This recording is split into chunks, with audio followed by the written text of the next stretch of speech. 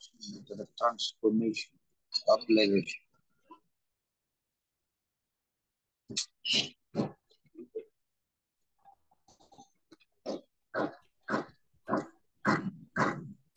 Opo, good afternoon. Gising pa po ba? Good afternoon po. Gising pa po ba? Yes. Yung dati na po pwede po munang matulog. Sino po yung mga bago? Walang bago. Lahat. Second Sunday ko po. Ay, second Sunday. So, ganito po. Kasi, na-advise po ni Doc na marami raw po. May mga nahuli. Hindi nyo po nasimulan. Ano po? Yung nasa second Sunday? Hindi kayo nakapag-introduction.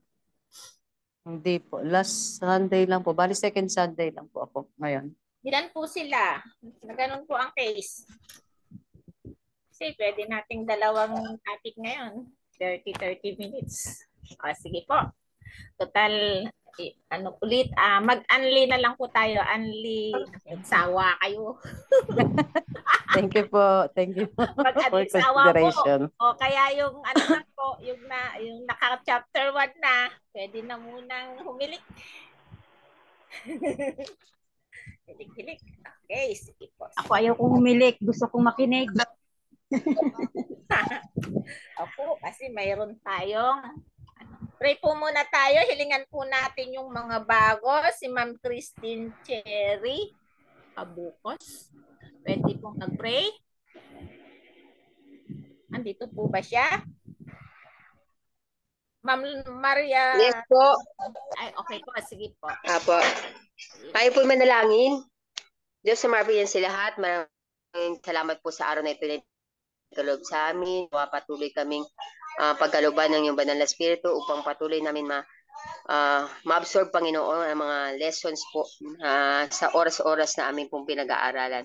At nawa, hindi lang po namin ito ma-absorb sa aming kaisipan, naway ito'y amin rin ma-apply sa aming buhay. I-bless nyo rin po ang mga magsasalita at mga may part. At maraming salamat po sa lahat, Panginoon, at patawarin kami sa aming nagawang pagkakasala at maging pagkukulang sa aming pong buhay. Maraming salamat po, Panginoon. Ito aming dalangin sa pangalan ni Jesus na aming tagapagligtas. Amen. Okay, thank Amen. you. Thank you. Thank you po. Okay. Ngayon po, magbalik po tayo dun sa introduction for the sake po ng mga bago po para dire-diretso na po tayo. Chapter 7 na po sana tayo ngayon. Pero okay lang. Kasi medyo naman tong laptop ko. Buti na lang talaga nagka-audio siya. Pipindot ko kanina umayos. So, dire-diretso na po tayo. Introduction sa transformational leadership. Pag narinig niyo yung salitang transform is, ano po ba yun? Verb? Tama? Naku, mapapalakol tayo ni Ma'am Sherry. Verb nga yata. Verb. Verb po ba? Action Lahat words. po ba tayo pabor? Ang word na transform is a verb. Opo. Naku, mahirap mapalakol. Verb. Kung ito po ay verb, transform is a verb. Ano po to? Positive na, may positive connotation o may negative connotation ang salitang transform? Positive and negative? Pag nag-transform ka po, negative. Positive and negative po. Pwede sa Positive. positive, pwede sa negative. Pwede sa, pero sino pong mag-google dyan? Pero Depende po sa tao, ma'am, kung pagsabihan positive o negative.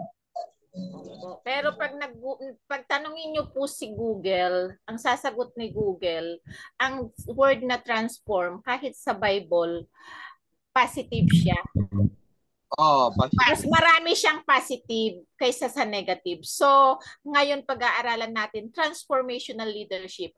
Kung medyo negative tayong leader ngayon, so sa ating pag-aaral, ang aim natin ay maging transformational, positive, may magbabago.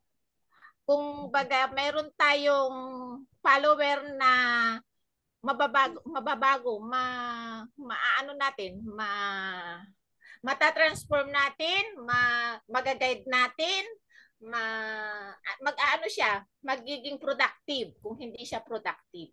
Yun yung kung anuhin natin na ang transform na verb ay positive. So ano ma'am, sa Google, noun siya, tsaka sa dictionary. Noun siya, hindi siya Opo, hindi siya verb.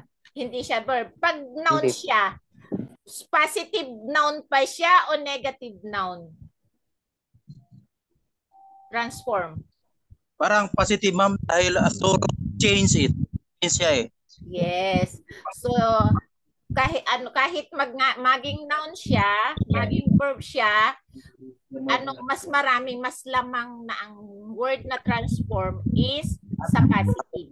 So, tingnan natin ang transformational leadership in a positive way. Positive aspect ang titignan natin. Hello, ma'am. Ma'am Positive. Carmen. Po, Doc. Siguro yung nakita ng isang kapatid natin, Na yung noun. tiningnan niya ay hindi transform. Ang tiningnan niya ay transformation. Transformation kaya So, pag transformation, talagang noun. noun, Pero kung transform, verb, that is a verb. verb. Pag transformational, it becomes an adjective. Yes. So, a verb changes, no? Or yung noun comes from the word transform, no?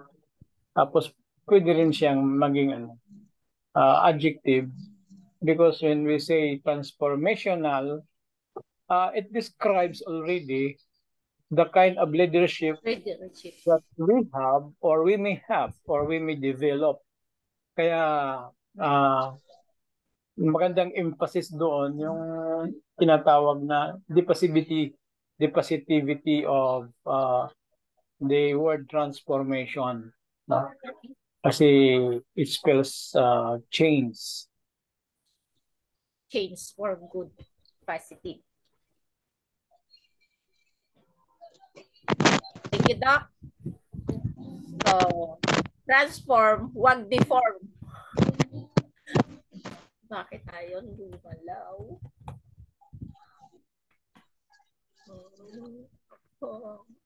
Okay. We're going to define transformational leadership. Transformational leadership is defined as a leadership approach that causes change in individuals and social system. It is a deal form. It creates valuable and positive change in followers with the end goal of developing followers into leaders. Enacted in its authentic form, transformational leadership enhances the motivation, moral, and performance of followers through a variety of mechanism. So, dito po sa definition ng transformational leadership, then ito po ay dinidiscuss natin at ito ay subject sa ating chaplaincy, major in, kung di ba BS divinity tayo, major in chaplaincy, ito ay part ng ating subject ito sa chaplaincy, ang transformational leadership.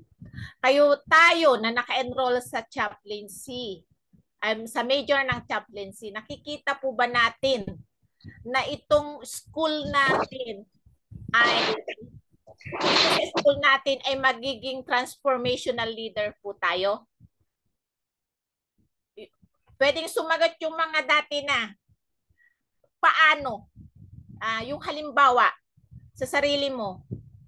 Nakita mo dito sa school natin, magiging transformational na leaders tayo kasi sabi, creates valuable and positive change in followers with the goal of developing followers into leaders. Nakikita po ba ninyo na magiging future leader po kayo o leader na po kayo ngayon? Amen. Yes po. Nakikita nyo. So, kasi kung hindi nyo nakikita, matulog na lang tayo, ano po? Matutulog na lang tayo. Matulog na lang tayo kasi hindi naman pala tayo mag-change. Matulog sa pansitan. Opo. So, sino po dito yung yung talagang gusto niyang maging transformational leader? Ang end goal mag-change siya. Ako po, ma'am. Ako po. Tayong Kami po. lahat. Kaya Kasi po nag-enroll.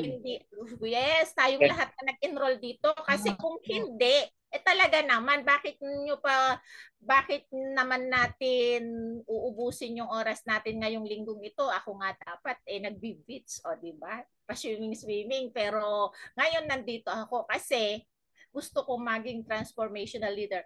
As our discussion goes on, makikita ninyo bakit inimpasis ko kaagad yung pag-join natin sa school na to. Dito sa nag-gain tayo ng learning na to. Kasi sabi ko, kung hindi natin nakikita na magiging transformational leader tayo, ano na nga, sayang yung load natin sa pagsusum. Sabi niya, transformational leadership, this include connecting the follower's sense of identity and self to the mission and collective identity of the organization. Naramdaman niyo po ba nakasali kayo sa organization ng LC LIMS ngayon? Mahirap ibigkas ng bagong pangalan. Sa LIMS, di ba bagong organization natin to? Nakita niyo po? Nakita niyo po yung sarili ninyo na nandito kayo sa bagong organization ng LIMS, ng LCMBSI? Yes po, ma'am. Yes, nasa bagong institution tayo. Nung nag-enroll na tayo, may identity tayo. Kaya sino po yung nakasuot ng kanyang ano ba to? Ano to? ID. Ito. ID na din. Bilang sa pagsusuot, may identity na tayo, kaya nga pinag-uniform na tayo. Isa lang yun na pagkakakitahan na may collective identity of the organization. So, being a role model for followers that inspires them, challenging followers to take greater ownership for their work, and understanding the strengths and weaknesses of followers. So the leader can align followers with the tasks that optimize their performance. Ang organization natin, ang taas-taas ng vision, mission, goals, objectives. Taas-taas. Andito tayo sa organization na to. So, inaasahan ng management na tayo ay magiging model for followers. Magiging role model po tayo. Kaya nga, diba, dun sa ating chaplaincy, sinasabi, yung badge natin, hindi natin pwedeng yung gamitin sa pagyabang, yung talagang magiging tayo, model na role model tayo, yung kakikitaan tayo ng kakaiba na nakikita sa atin si Jesus Christ. So, may apat na components. There are 4 components of transformational leadership. The first one is, ito yung tinatawag po na 4 I's of transformational leadership. First is the idealized influence. Idealized influence describes leaders who are exemplary role models for their followers. Leaders with idealized influence can be trusted and respected by associates to make good decision for organization. Sino po sa inyo ritong mga leader ang idealized influence? Nakaka-influence siya sa kanyang mga followers, role models siya. The most important thing you can do as a transformational leader is to lead by example. Dito sa logos, sa limbs, lagi niyong maririnig yung walk pure talk. Kailangan yung sinasabi mo, ginagawa mo, hindi taliwas. Huwag yung sasabihin mong, naririnig ko to, bata pa ako eh. Gawin mo yung sinasabi ko, huwag yung ginagawa ko. Narinig nyo po ba yung sa matanda? Sa mga matatanda? Ang gagayahin daw nila, ang gawin natin yung sinasabi nila. Pero kaya sasabihin ng mga magulang, huwag kayong magbibisyo. Yung pala siya mismo. Sunod-sunod. Ano tong ganito? Kapag ganito ang daliri. Di ba ano to? Minigarilyo. Siya mismo yung nag-uutos bumili ng alak sa tindahan. So, role model. Sabi niya, di bali ako, matanda na ako. So, hindi siya role model. Ano po? Employees will work to you as a role model for behavior in all areas of the workplace. If you lead with authenticity, employees will pick up on that behavior and feel inspired to maintain the high standard for performance. It is not about manipulating employees into working hard. It is about by leading by example and positively influencing others through a commitment to trust, transparency, and respect. So, yun po yung idealized influence. Idealized influence, pwede po siyang, yung sarami ng sinabi ko, pwede siyang sabihin sa isang sentence. Leader serves as an ideal role model for followers and is admired for it. Dapat ina-admire siya sa pagiging role model niya.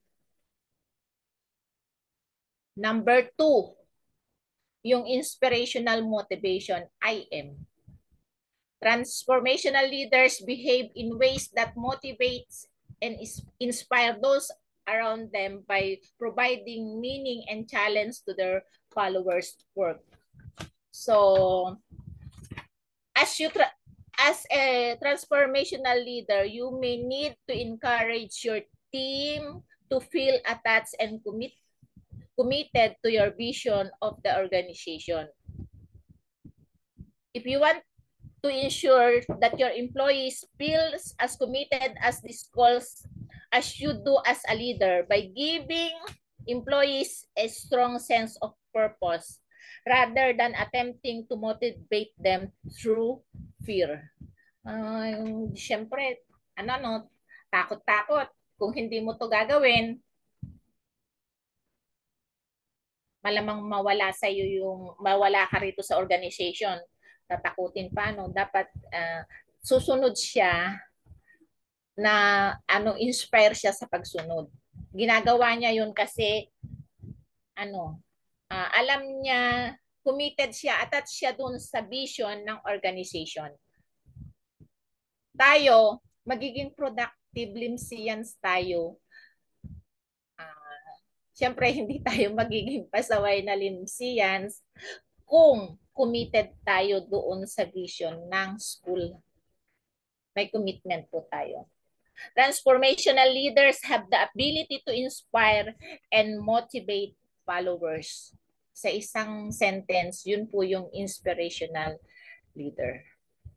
Number 3, components of transformational leadership is intellectual stimulation. Pwede po bang pakibasa po? Any volunteer? Number 3? Wala kayo. May extra points. Ito po, ma'am. Intellectual stimulation, IS. Transformational leaders stimulate their followers' efforts to be innovative and creative by questioning assumptions, reframing problems, and approaching old situations in new ways. Sino pong gustong magpaliwanag ng binasa po ni sir?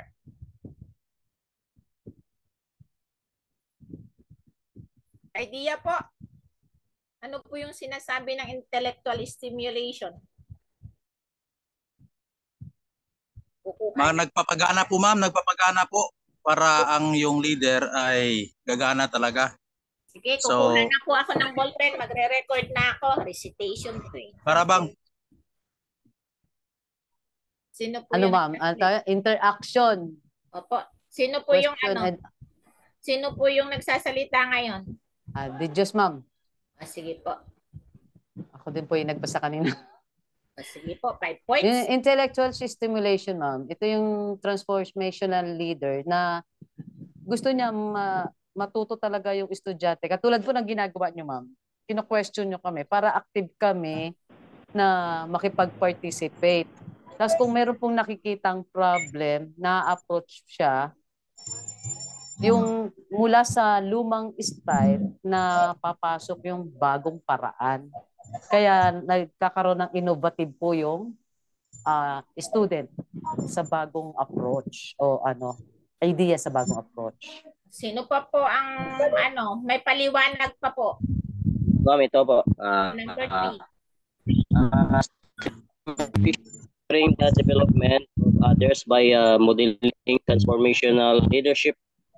Development behavior is on the rise of business, especially improving intellectual stimulation to co-workers and team members. So that's why yung ginagawa aware.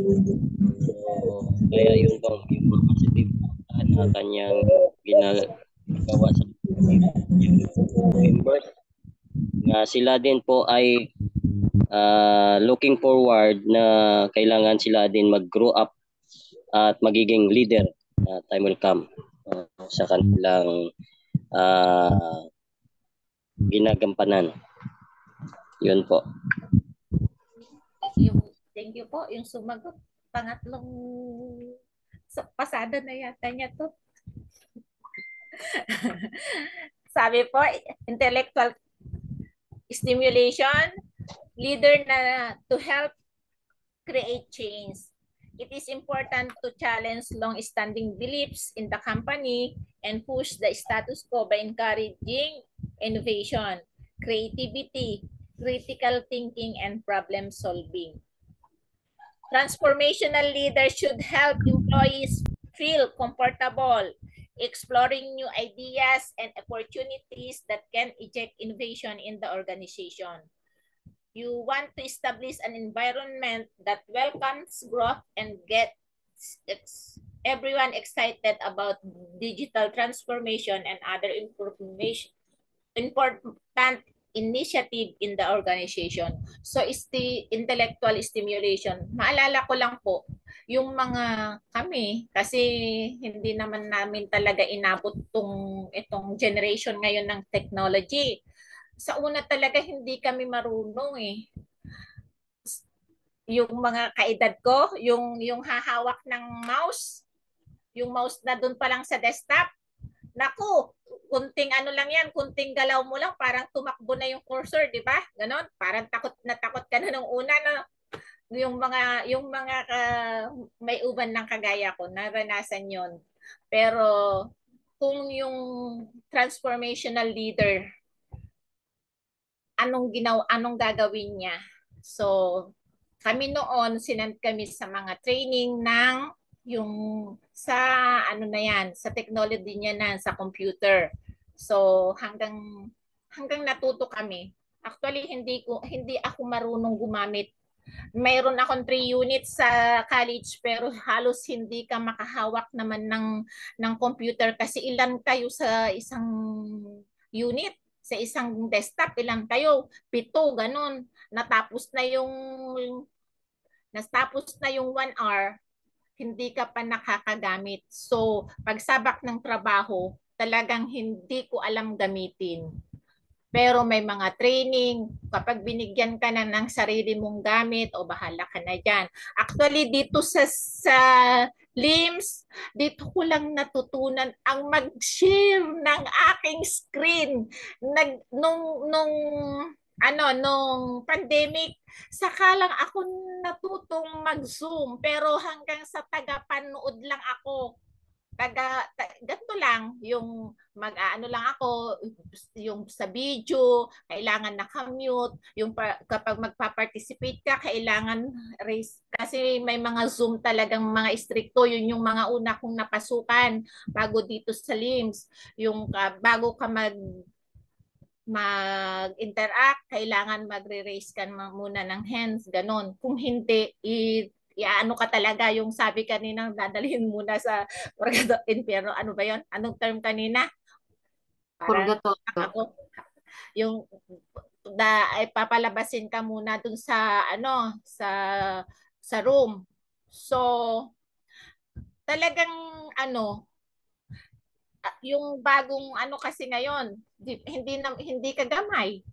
Si Sir Nards nagpapaturo talaga ako diyan. Open mo yung ganito kasi siyempre marunong siya yung marunong. Nakikiusap talaga ako kasi inaamin ko naman na hindi ko talaga alam. Mahirap yung magaling-galingan, mabuti ng aminin ko na hindi ko alam. Sinachat niya ako step by step. Lalo na nung nag-record po ako ng yung prayer ko, yung ipapadala ko dun sa ating noon, Ikaleo church, na ba? Nawala ako dun online church. Niya po ako, tinutor talaga niya ako kung paano ko gawin. So, yun yung mga leader, kailangan yung bago innovative and creating by questioning assumption, reframing problems, and approaching all situation in new ways. O maging open tayo sa change. Sa bagay yung change, yun lang po yung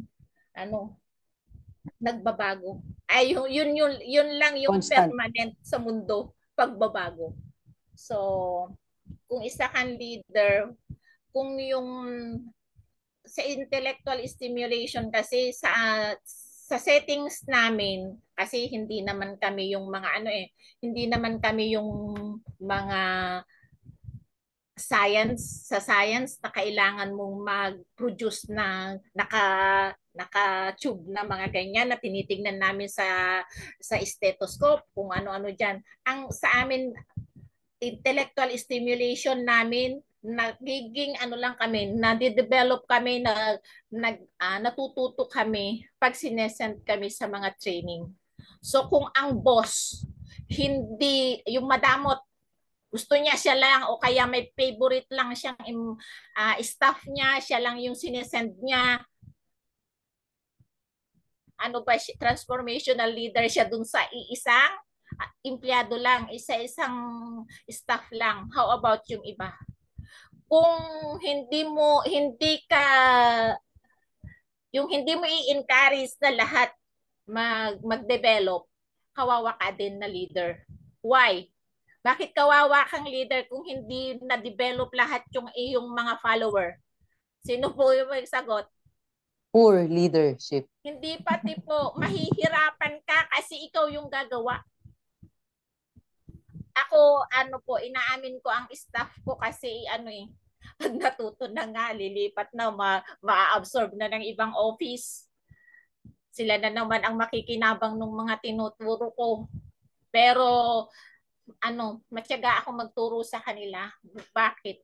Kasi para kahit na nasa bahay ako, sasabihin ko lang na gawin mo to. Buksan mo yung bolt ko, kunin mo yung ganito at gawin mo to. Tinuro ko na sa kanila, kaya na nilang i-accomplish. Last week, 2 days ako hindi pumasok. Pero kanina pagpasok ko dito sa office, natapos yung pinapagawa ko kasi tinuro ko na. Pero kung hindi ko tinuro, ako yung gagawa.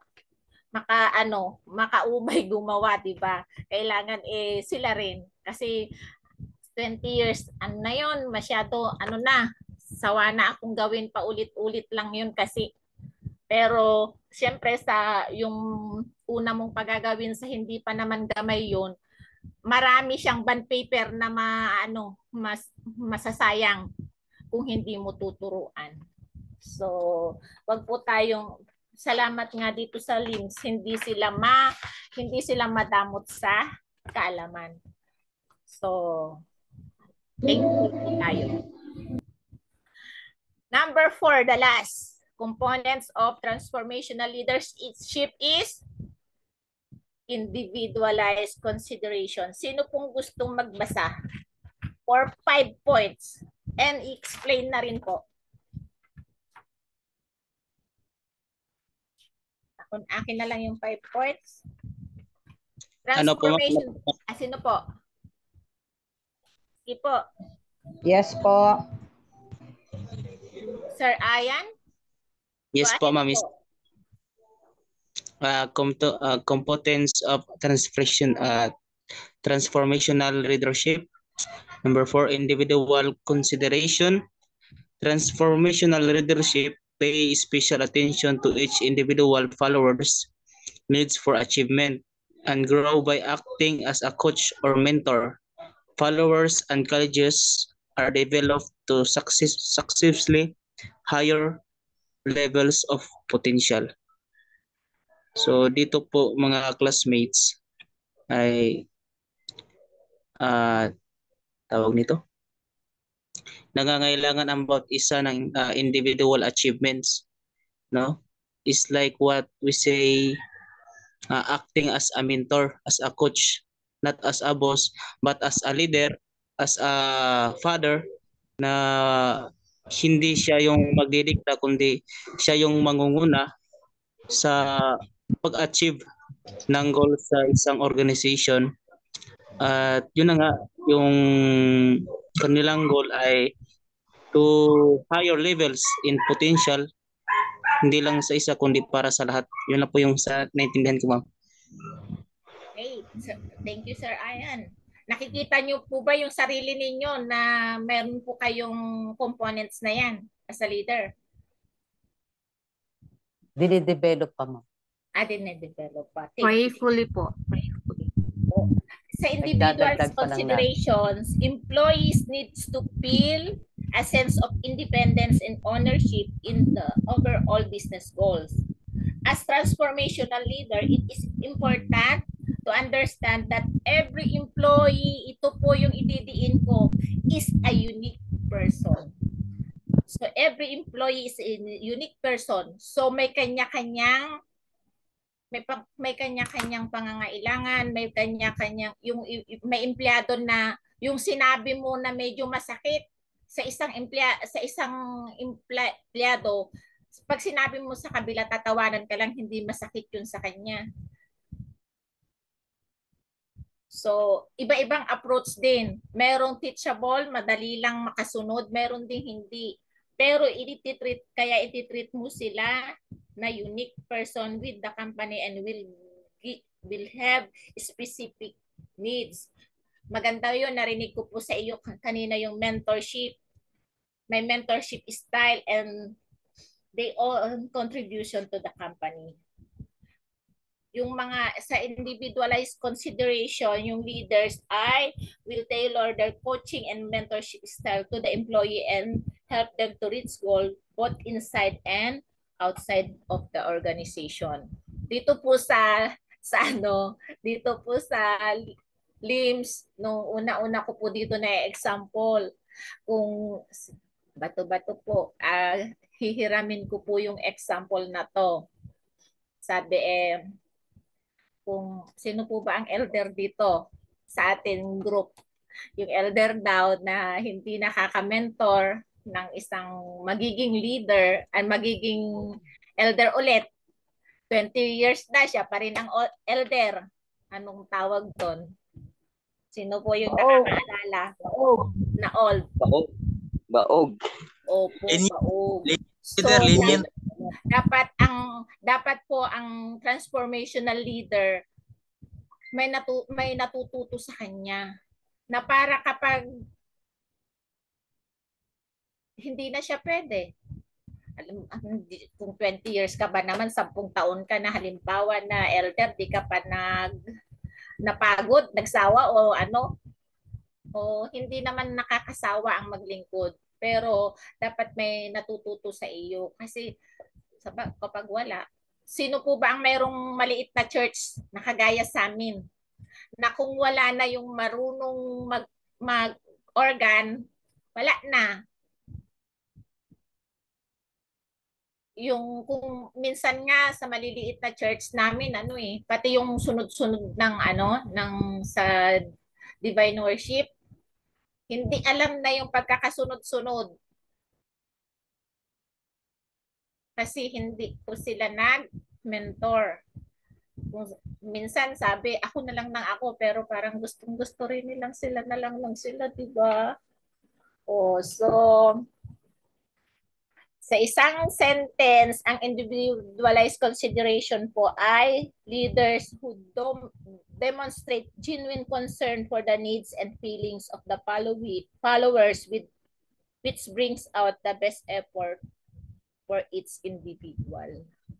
Sa individualized consideration po, sino po ang mga magulang na po dito na kagaya ko? Actually, ang anak ko po dalawa lang yan, isang lalaki at isang babae. Pero may individual pa rin po sila. May individual identity. Sa family to, baka tackle ito, pero dire-diretso naman kasi sunod-sunod lang itong ating mga subjects, pero may related sila sa bawat isa. May relasyon sila sa bawat isa. Sa yung dalawang anak ko po na yun, isang lalaki na nga lang at saka isang babae. May salita pa yung babae kung anak, paborito mo kasi si kuya. Napifeel pa niya yon. Kaya yun, tamang-tama dun sa ipapagawa ni ma'am. Napifeel pa niya yun. Samantalang, hindi ko nga ginawa na yung pinagliitan ni kuya isusuot pa ni Ading kasi siya babae at lalaki. Sa ibang pamilya na magkasunod yung babae na anak, na parehas na babae, yung gamit ng ate, gagamitin ni bunso. Pero sa akin, hindi nangyari yon. Pero may mga pa rin. So, ang treatment namin iba. Kasi yung lalaki, medyo, kunting lang, mami ka agad yun. Pinapunta ko dun sa supplier ko nung Friday ng hapon. Pati yung sasakyan niya, imamami pa niya. Yung tira niya dun sa Jollibee, imamami pa niya, mami, hindi ko ito maubos, anong gagawin ko dito?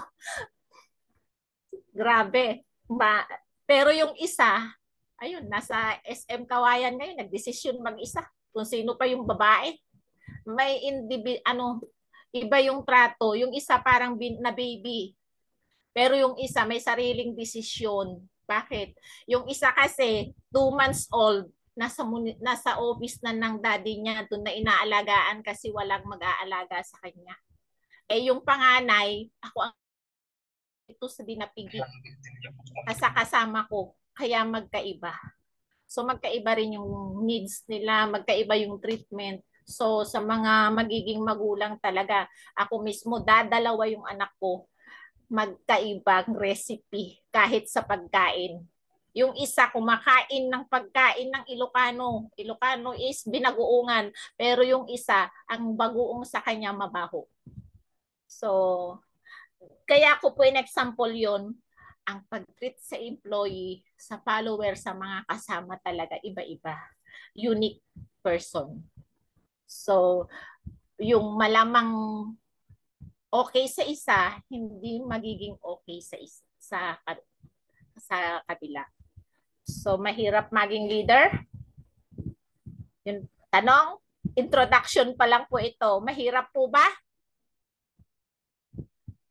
By God's will po. Basta magpapasurrender lang tayo sa Panginoon. Lalo Mahirap sa kalisod. Transformational leader. It is a challenge. Kasi ang hinahawakan mo tao. Tao na mayroong damdamin, may individual differences. Ang masakit sa leader, ma'am, yung hindi ka sinusunod. Po dyan, matatakel natin yan sa previous. Bakit hindi ka sinusunod? So, individualized inspirational motivation, intellectual stimulation, individual consideration, and idealized influence, yung 4 na po yan. Pag nagsama-sama yan, transformational leadership. Idealized influence plus, hindi po to minus, individualized consideration plus, inspirational motivation plus, intellectual stimulation. Pakibasa po, equals performance beyond expectation. Beyond expectations. Sa tingin mo,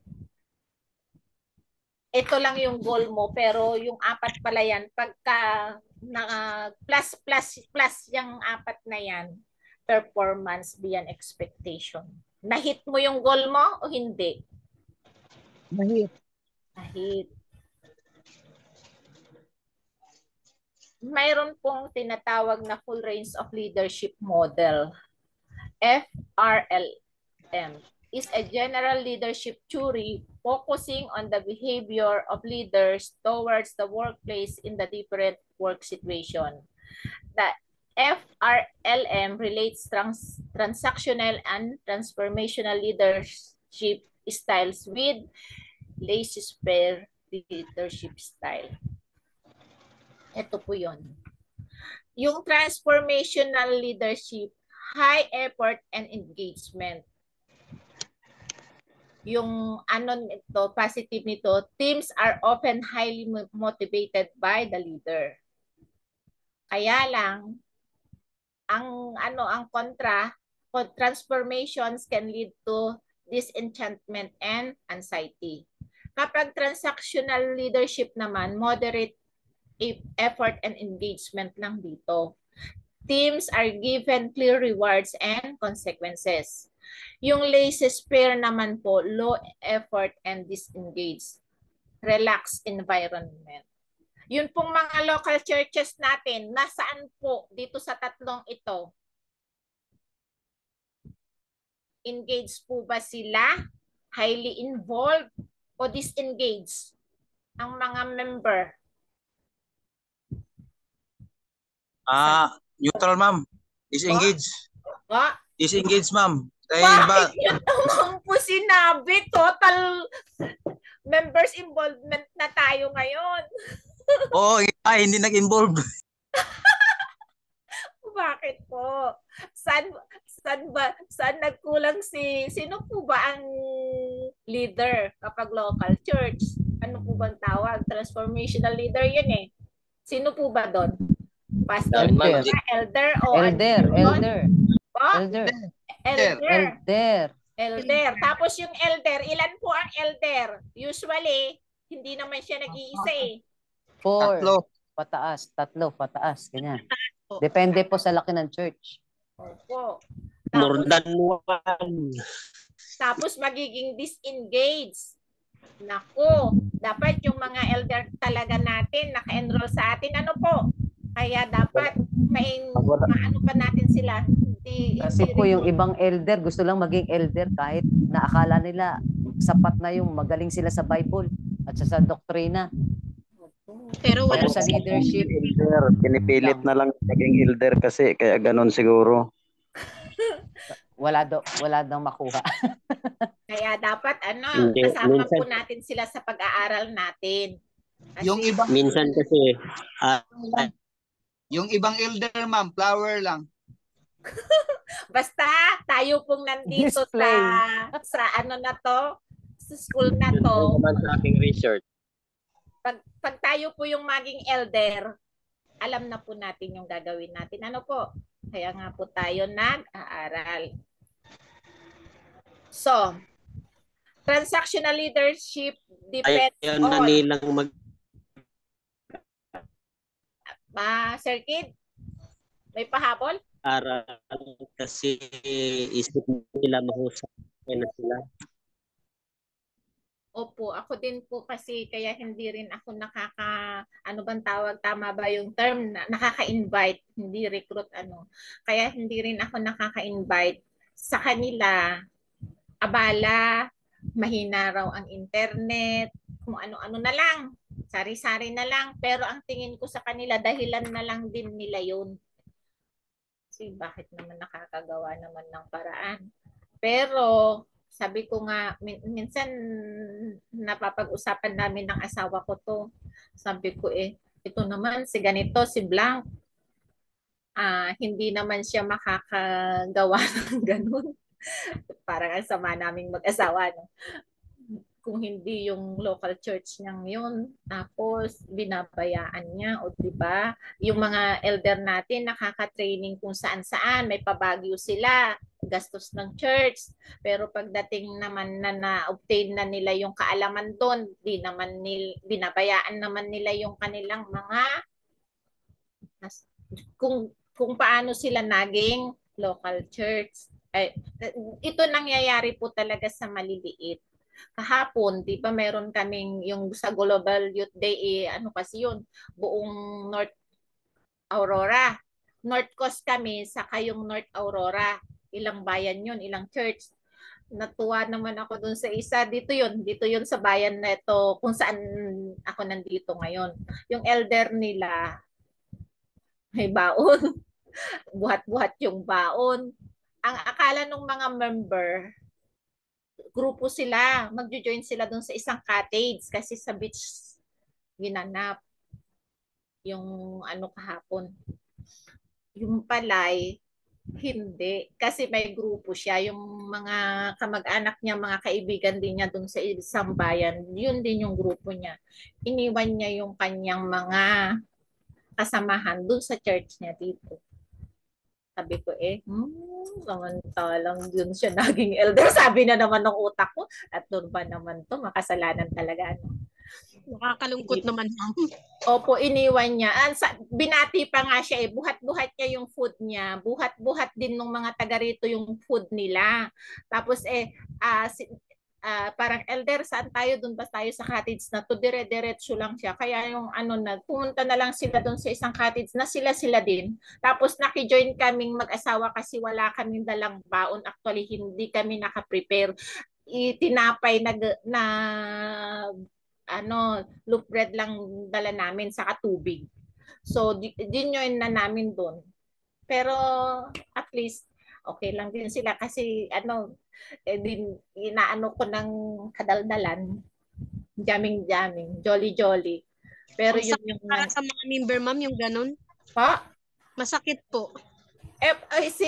Sanay na sila kasi pag ngayon hindi nagsisimba dun sa church nila dun sa city kasi may may anak siya sa city. Lagi siya sa city. Pag Sabado dun siya nagsisimba sa city. So kaya yung local church nila kumuha ng pastor na sinusweldohan nila. Nagsimula ngayong month lang na to. Bali half daw. Half nung sweldo ng pastor sa CLC tapos sa local church nila yung isa. So nakakalungkot.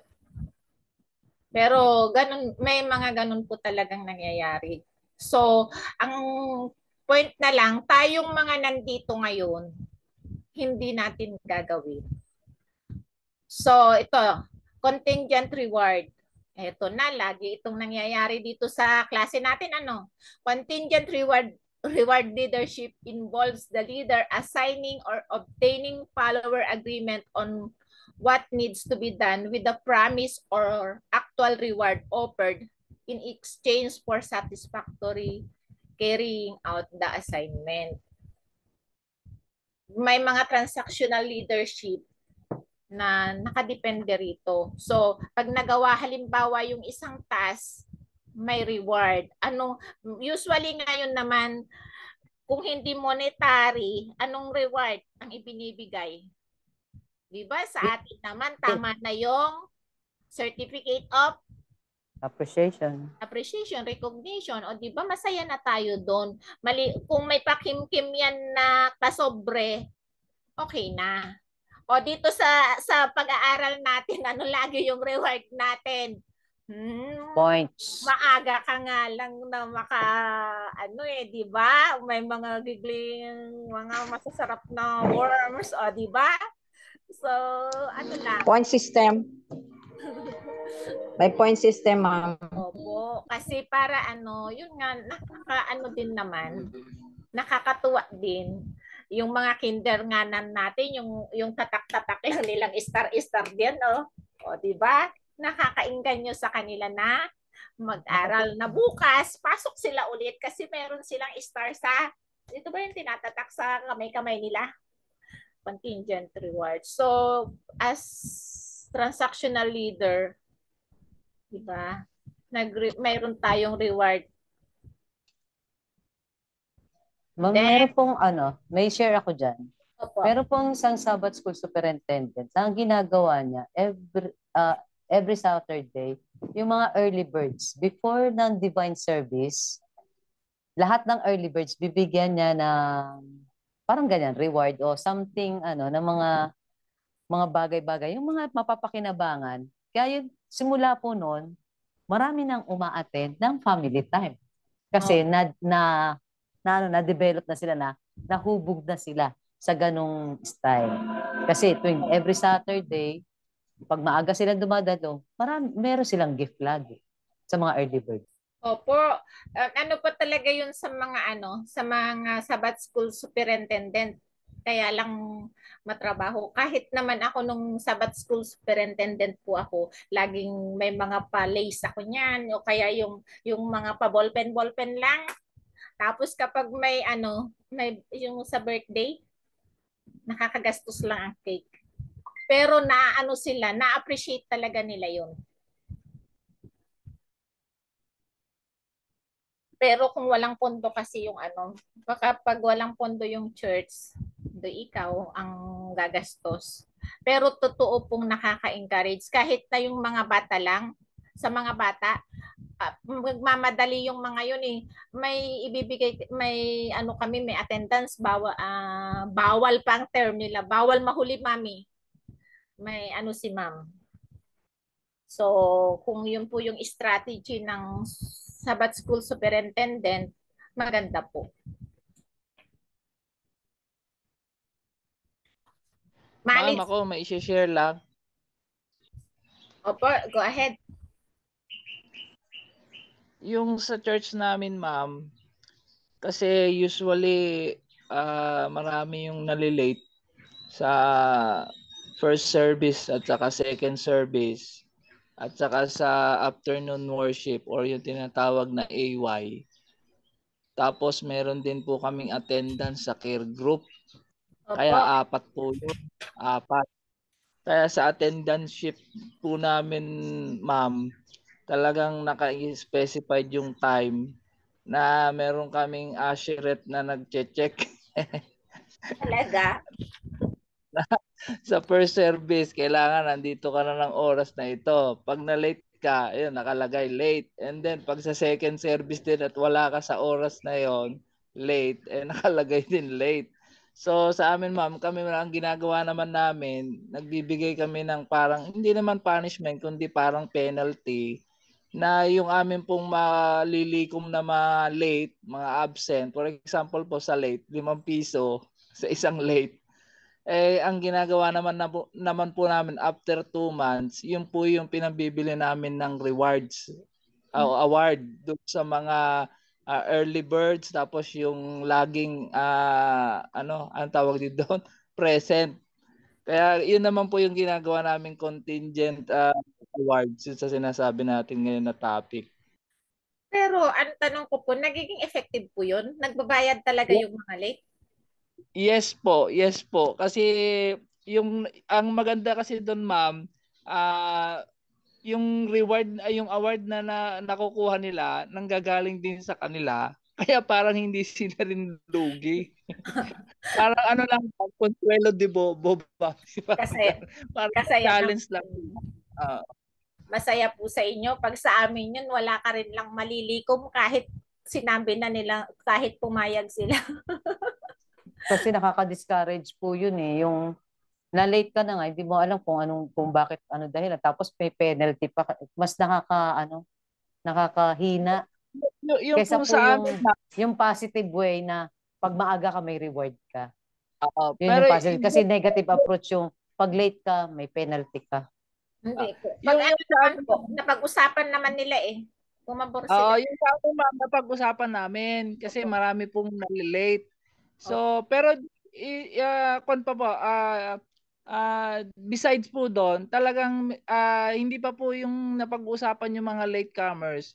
Meron na talaga kaming ginagawa to motivate po yung mga member namin na pumasok. Na for example po, every 2 months kami, lalo na meron kaming Bible quiz every afternoon, ay nagsishare-share po kami talaga na magbigay ng award kahit papaano.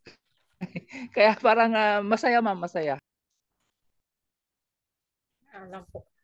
Thank you po. Number 2, management by exemption, MBE. This corrective transaction tends to be more ineffective than contingent reward or the components of transformational leadership. The corrective transaction may be active or passive. So ito, management by exemption, mas ineffective daw po ito kaysa sa contingent reward. Bakit po kaya? Kasi, Parang yung previous na pinag-usapan po natin, yun po yung sample nun.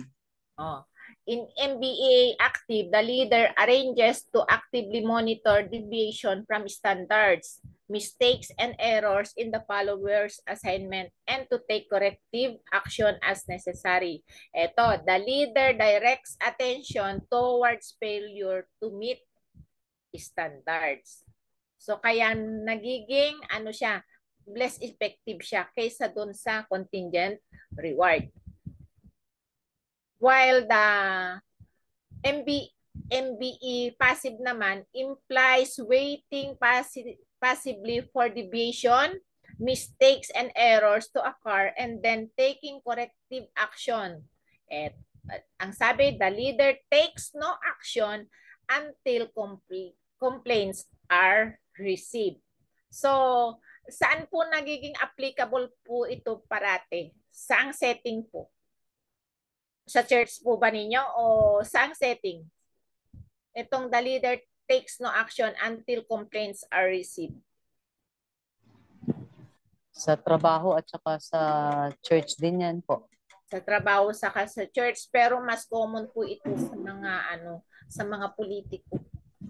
Barangay, ma'am. Sa mga barangay. Opo. Board po yan, ma'am. Opo. Bakit? Kasi mga politiko sila, hinihintay nila na may complaint muna. Minsan nga written complaint pa ang kailangan nila. Kasi ayaw nila na magtampo yung kanilang constituent. Siyempre sa darating na halalan o lagot. May mga po kasi may mga tao na kapag kinokorek, masama ang loob, galit yun pag napuna. So, kailangan may complain ka. Ako po, nangyari po ito sa akin May kapitbahay po kami na nag-aalaga ng baboy.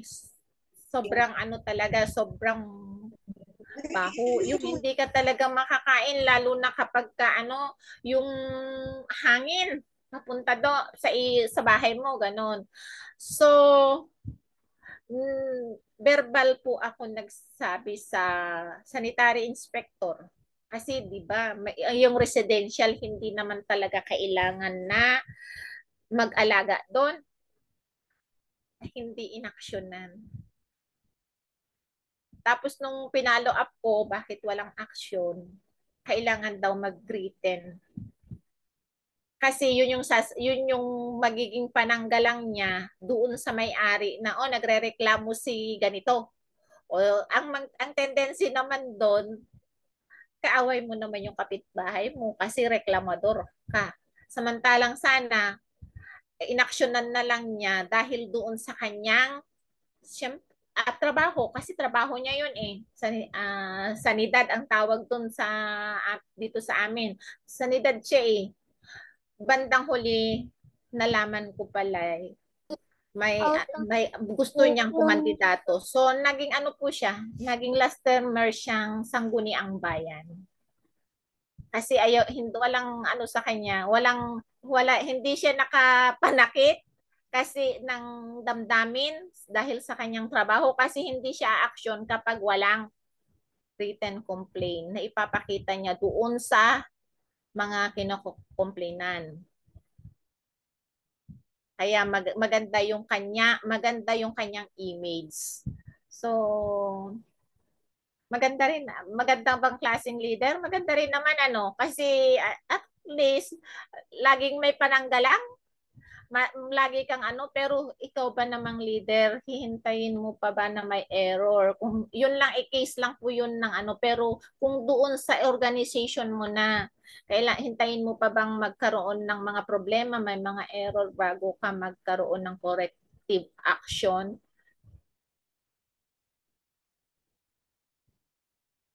Siguro po nanaisin natin na hindi. So ito naman, number 3. Pwede pong pakibasa at paki-explain na rin. Pinakamadaling explain. Sino po? Yung pong wala pa pong hindi pa po nakikipag-participate. So kung wala, akin Kung na lang. magbasa, ma'am. Sige po. Thank you po. Transactional leadership depends on number 3, laissez-faire leaders. It is the avoidance or absence of leadership. It is the most inactive and ineffective according to almost all research on the style. Self-explanatory naman ito, ma'am. Meaning, ayaw ng growth ng teacher kasi nag-avoid siya or anong tawag noon? He or she avoids responsibility. Nag-skip ng responsibility. Yun po, ma'am.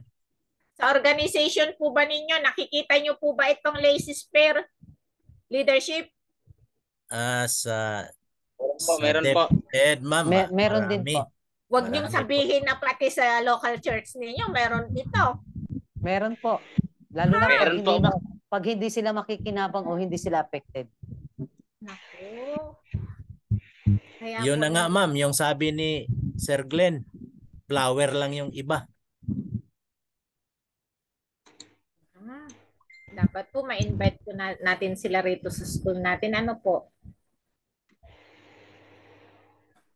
Ito po.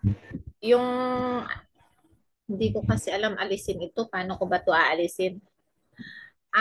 Pag nakita nyo po, yung kapag effective siya dito sa taas, ineffective, yung laissez-faire, yung ano na nga meaning nitong MBA?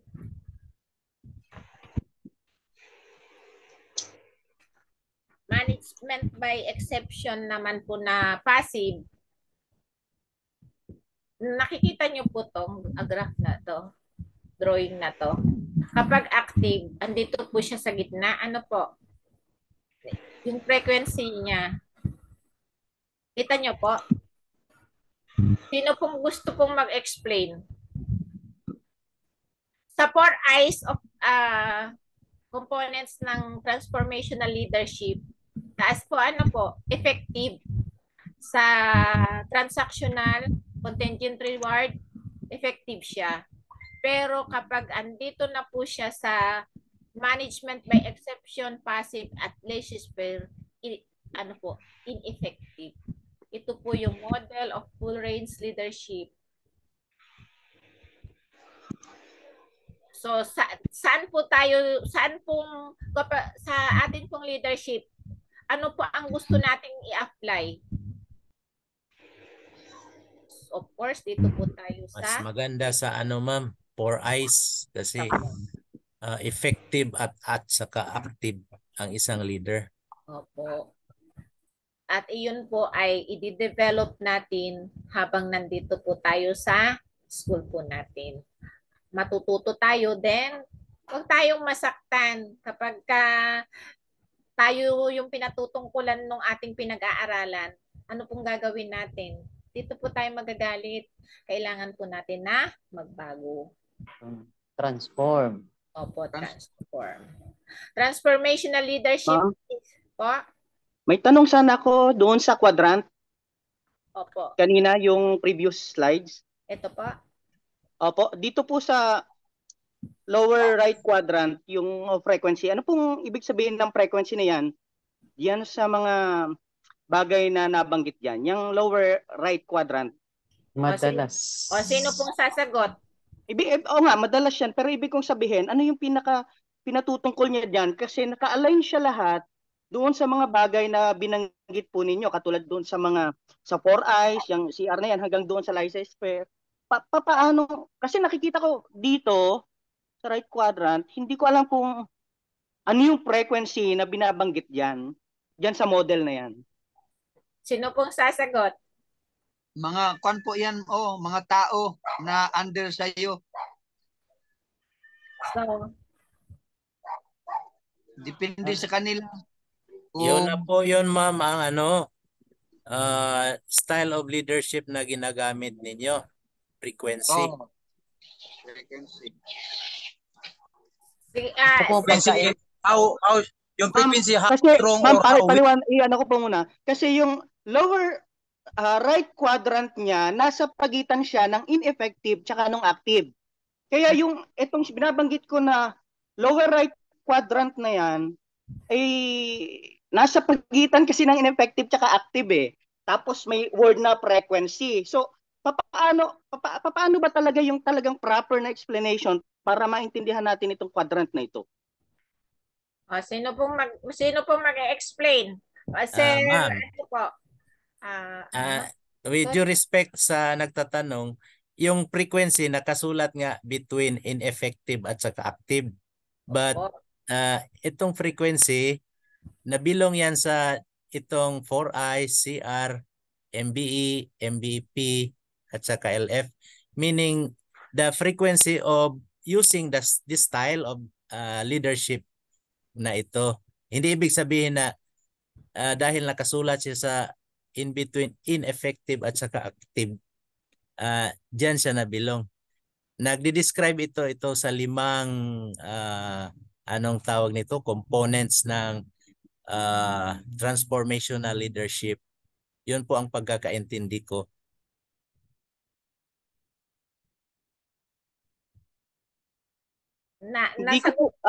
Hindi ko po kasi makita talaga hindi ko maintindihan yung model na to. Kasi kung babasihan ko yung quadrant based doon sa mga positioning ng mga bagay na nabanggit po ninyo, pwede ko bang sabihin na itong license pair tapos MBE na passive, dahil nandito siya sa passive ineffective, plus itong pasok naman sa active, itong MBE active, CR at 4 eyes, dito sa right na active. So sa aking pagkakaunawa dyan, pag titingnan ko, ito yung mga active na pumasok dyan sa quadrant na yan. Kaya nga ang aking tanong, yung napapagitnaan ng ineffective at active, kailan mo masasabi na nagiging ineffective siya at kailan yung active masyado nang malinaw kasi obvious naman eh.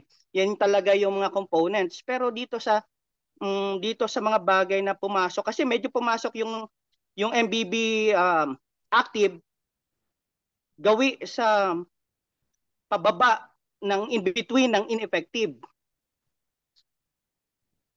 Sir, nasa ano po yan? Nasa measurement of transformational leadership po yan. Ililib po natin itong ano na to. Pinakita ko lang po yung effectiveness and ineffectiveness. Mayroon po tayong isang chapter na i-discuss po natin ng by detail yan kasi nandito pa lang po tayo sa introduction. Thank you, ma'am. Thank you. Yan sa measurement of transformational leadership. Bakit ayaw ko pong ipaliwanag? Kasi baka po umabsent po kayo. Para meron po tayong ito ha, may tanong dito si Sir. Ipapakita ko pa rin po ito kapag diniscuss po natin yung measurement of transformational leadership. Kasi ang full range of transformation, yung full range na yan, model, yan po talaga yung katanggap-tanggap na pag-measure. So, 2 minutes. 2 minutes. 2 minutes na lang po. Chapter, ano po yata yon? Chapter 3. Ililib po natin. So, ito na po.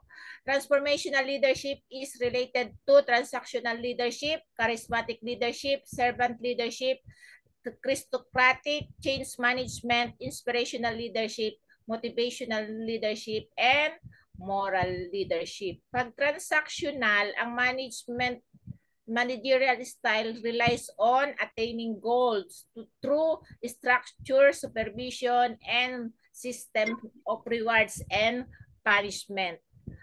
Kapag po charismatic leadership is defined by a leader who uses his or her communication skills, persuasiveness, and charm to influence others. Charismatic leaders, given their ability to connect with people on a deep level, are especially valuable within the organization that are facing crisis or are struggling to move forward.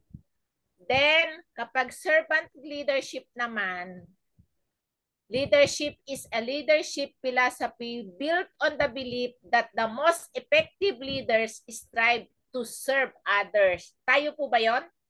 Rather than accrue power or take control.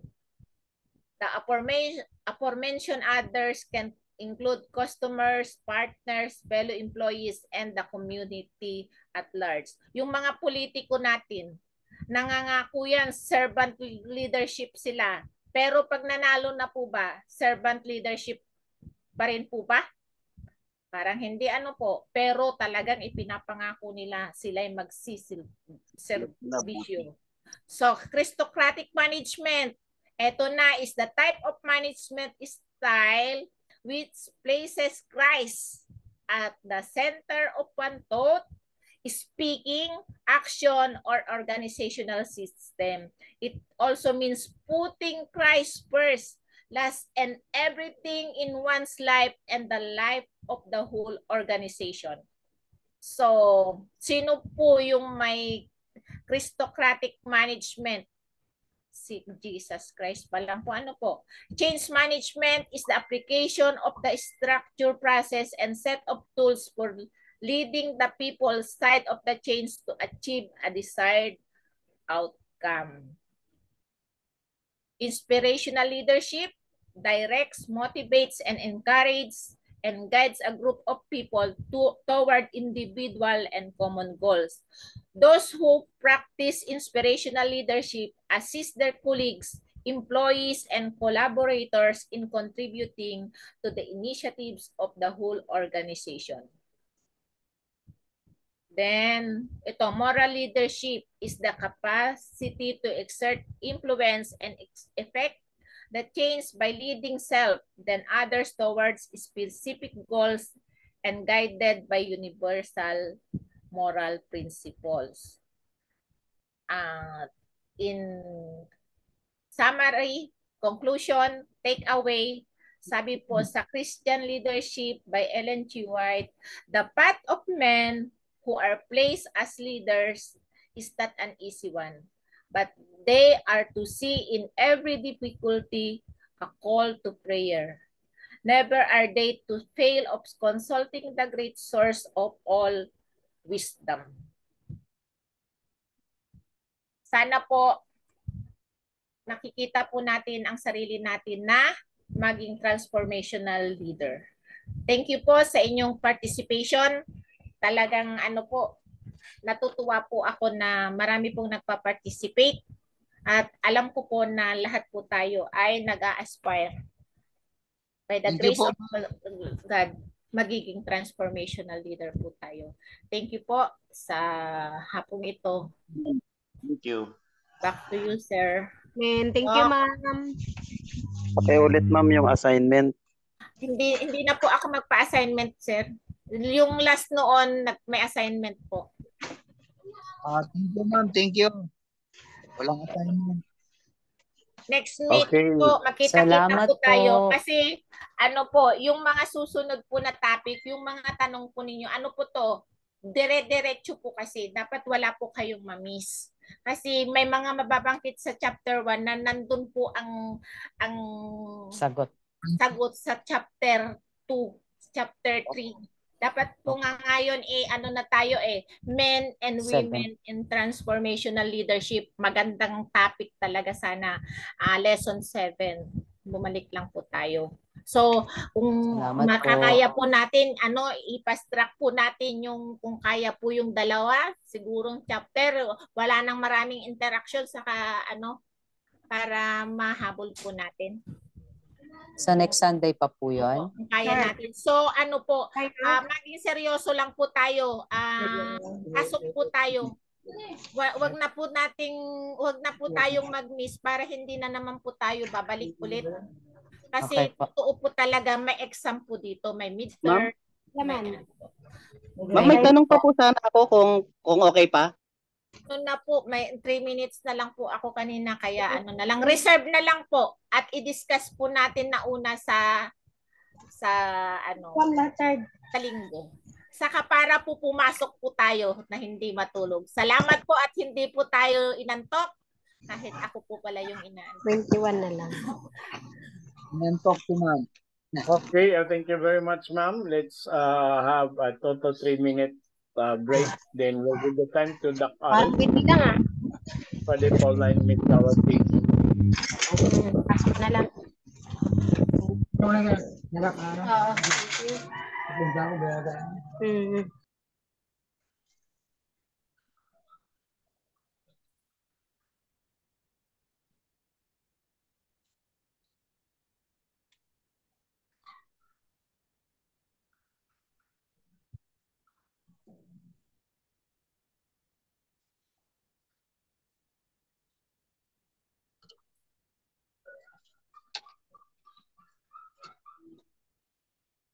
Kumusta ka, Ma'am Marisol?